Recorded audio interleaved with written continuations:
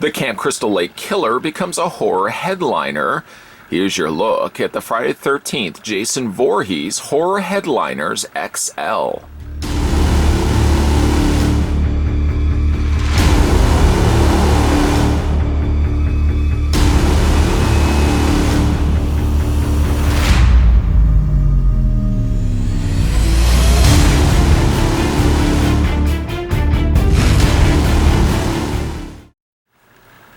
Horror Headliners XL captures the true essence and personality of Jason Voorhees and Friday the 13th. Take your favorite horror characters home in this 1999 Horror Headliners XL, which are bigger than ever.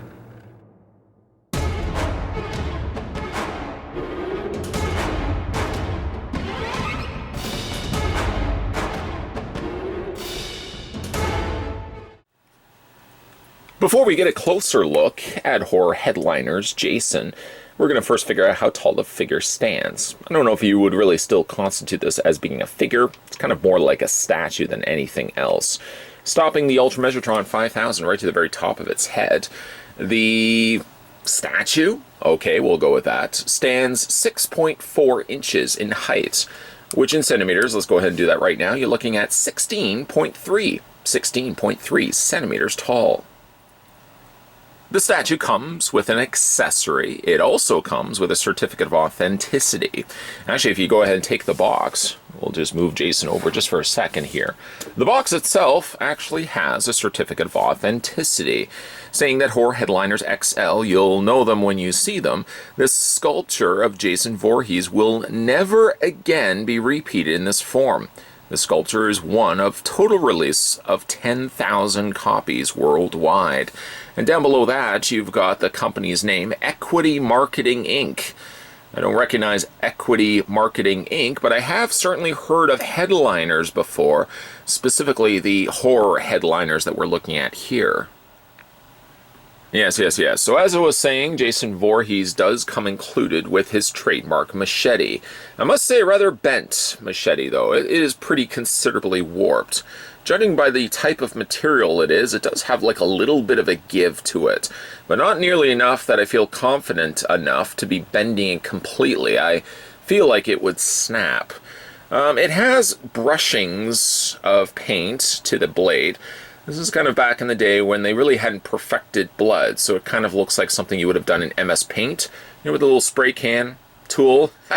Yeah, we all know the spray can tool. Looks like somebody selected dark red spray can tool and sprayed it across the blade. For its time, I mean, notably as well. I mean, this is 1999. We're now in 2019. So that is what, 20 years? 20 years that these existed. 20 years ago these existed. So the machete, for what it is, crude and somewhat bent, it still does the job, I suppose, quite well. You can take it and you can put it into Jason's hand. Let me go ahead and do that right now for you. We're going to go ahead and take the machete. I mean, it's pretty straightforward. You can kind of guess as to which way it's going to go. I guess you could, in theory, put it up here, which is not something I even ventured off to doing. There you go. You can put it up there as well. Honestly speaking, even in the beginning of this review, or what my mindset was telling me, was that I could put the machete here into this hand and display it like this. And I guess when it's all said and done, you can really do it both ways. It's not to say that it has to specifically be in this hand, or it doesn't have to specifically be in this hand. The statue stands perched, why don't we call it just a sculpture? I guess that's the best way to describe it. Stands perched atop of a Jason Voorhees etched display stand. I like the fact that the namesake is actually kind of beveled and etched into the bottom of the base. Once again, somebody has become a little bit generous with the spray tool function in MS Paint. There's a little bit of brushings of paint there, which I guess you could explain a little bit easier. It's drops and splashes of blood that have found their way to the flooring. The machete is a little bit of a different sort of thing altogether. When we flip the statue upside down, we see Equity Marketing Inc., 1999, so 20 years ago. I guess in theory this could be a retro video, but all said and done, I mean, really, I just wanted to have a look at these, and something that I've wanted to look at for a while and just never got around to doing it. As for the horror headliners, Jason Voorhees, one thing is pretty apparent here, at least for me, a longtime collector of horror collectibles, figures, and more.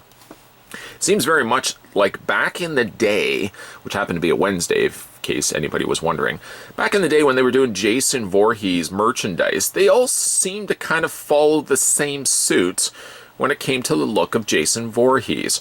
It's not quite Part 4 Jason. It's certainly not quite Jason Goes to Hell Jason, which is kind of what I would pinpoint it more so as. But the McFarlane movie Maniacs also kind of followed the same suit, giving this Jason kind of like the head of Jason Goes to Hell, which right off the bat looks like Jason Goes to Hell. I mean, you can kind of see it by the way that the head kind of protrudes itself. It always kind of looked like his brain was wanting to seep out of his head. And then, of course, most notably was the fact that it's got the crack on the side of the mask. But then, like everything else below that, kind of leads you to believe, is it Part 7 Jason? Is it Part 8 Jason? The world may never know. It's got the rips on the back like it wants to be Part 7 Jason.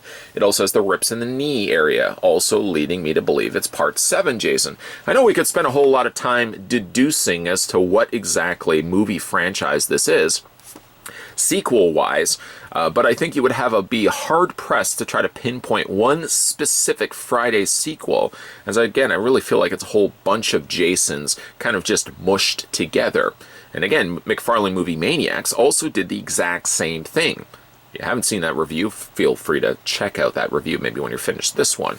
But it had the very similar kind of head sculpt, similar sort of Jason Goes to Hell look, but then from the waist down it looked a little bit different. Jason Goes to Hell would have had this all gray, not blue, and what would that be, like a teal color?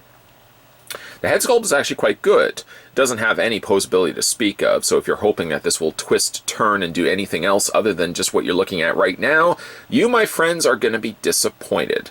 The sculpt is actually pretty decent for its age, scoping for the fact that this is, again, something that would have existed back 20 years. You kind of have to have some forgiveness for this. I guess really this is not something that far removed from what we would be getting right now, other than the fact that they probably would have incorporated like a bobblehead feature. This is, again, something that doesn't exist, does not happen with this particular sculpt. It's very heavy. It does not feel necessarily like plastic. It almost feels like it could be like a resin. I don't want to say like a porcelain, but it does have more like a stone weight to it, as opposed to something being plastic. The head sculpt, again, like I said, the head sculpt's not too bad. Not too bad at all for its time frame. Something else, too, back in the day, they really very much profoundly sculpted a nose on Jason. Movie Maniacs did the exact same thing as well. The one bloodshot eye is a nice touch. Looking over to its other eye, well, it's not so much there. Got a nice shading, nice detailing to it. They've added a darker dry brushing of what looks to almost be like a rusted brown on the side of its head. And really, like, all of the little detail and nuances get that little brushing of that kind of rusted red color. You can kind of see most definitely you can see a big gash on the top of his head there, which makes its way also into his hockey mask. The hockey mask gets a little sloppy, unfortunately, down here. It looks like they kind of just took a wet brush of paint, just slapped it all around the outer edges of the hockey mask. But overall, all things considered, like I said, it's not a terrible representation of Jason. It's kind of a fun piece. It's something, again, you may have probably stumbled across in a flea market, understanding that it's only limited to 10,000 copies. 10,000 copies can go stretched out pretty far. And I think at the time that I initially had picked these up, I got them on eBay for a steal. They weren't super expensive at all. Again, quickly looking at the body, very much you get the carryover of all that rusted red. Anything that's ripped open, anything that's exposing his flesh or carcass or corpse, whatever you would describe Jason's body as being, gets the treatment of that red. A little bit more of a sheen happening right here, to the contrast then of the teal-colored pants. I don't know what's going on there. And the navy shirt. Not sure what's going on there either. And like I said, it's not a bad looking piece, really, for its age.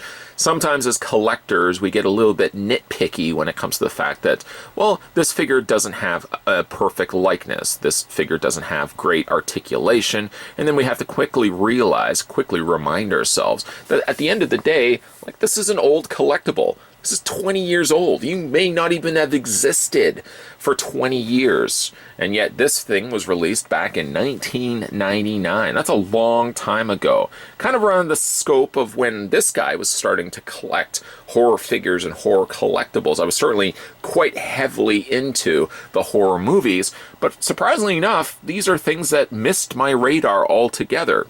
I didn't get them back then, and eventually I ended up picking these ones up a few years ago, and like I said, finally having a look at it here in this video review. The horror headliners must have been a memorable enough line because I've gotten several questions from you guys, the viewers, as to whether I would ever get around to reviewing the horror headliners XL.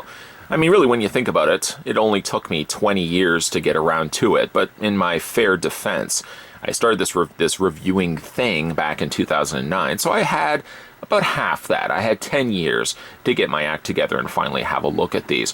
Horror headliners covered many of the different horror properties. There was the Texas Chainsaw Massacre Leatherface, there was also the Nightmare on Elm Street Freddy Krueger, and there was also a Ghostface as well. I don't think there were any others. There might have also been a Michael Myers. I think the Michael Myers, though, and the Scream Ghostface were exclusives to certain stores. When I eventually picked up these ones, I picked these ones up from eBay, like I said, and the seller had, I guess, initially bought these from KB Toys, which, if memory serves me correctly, I can almost remember a time walking around 20 years ago where I might have even very well seen these in stores. Probably saw it at one of those toy stores that just had a whole bunch of stuff. Not really focused on one thing and one thing alone. They had multiples of different things, and I probably just passed by, just grazed by my vision of seeing these, just like I said, never really picked them up. For their time, and notably so, I have to factor in the fact that these are 20 years old. They have no posability to speak of, and their sculpts aren't really necessarily reflecting to the actual source material. Again, whatever Jason Voorhees you want to pinpoint this on, I think the closest representation is probably Jason Goes to Hell, as the majority of the figure being that he does have a deformed, over-proportion sized head. Its head is really what tells me Jason Goes to Hell. The rest of his body, not so much. Either way, though, if you guys managed at any point in your collecting days to pick up the Horror Headliners XL, let me know down below in the comments section. I think also the fact that they're called Horror Headliners XL implies for the fact there was a Horror Headliners just a little bit smaller, which would also explain a bit of the read-up that is located on the side of the packaging. Today, though, we were having a long overdue review at the Horror Headliners XL. This was the Friday the 13th Jason Voorhees from one of the Jason Voorhees Friday the 13th movies. I'm going to say it's Jason Goes to Hell. That's what I'm going to go with. What do you think it's going to go with? Do you think this is Jason Goes to Hell Jason? Or just, like I said, an amalgamation of different Jasons all smushed together to give us what we're looking at right now? Speaking also of horror headliners, we're going to have a look at a couple others as well. I don't mean to necessarily tip my hat so early on into having a look at these, but we're going to have a look at a couple of other these horror headliners as well, coming up in upcoming reviews. Make sure as well to stay tuned to this channel. You're hitting that subscribe button down below, and one better, make it a goal to turn on your full bell notifications. It's that little bell symbol that's right next to subscribe. I don't know why it even has to be there, but make sure you turn on the bell notifications to full notification so that when future videos, perhaps even the horror headliners, when those new videos will be coming up, you guys will know right away.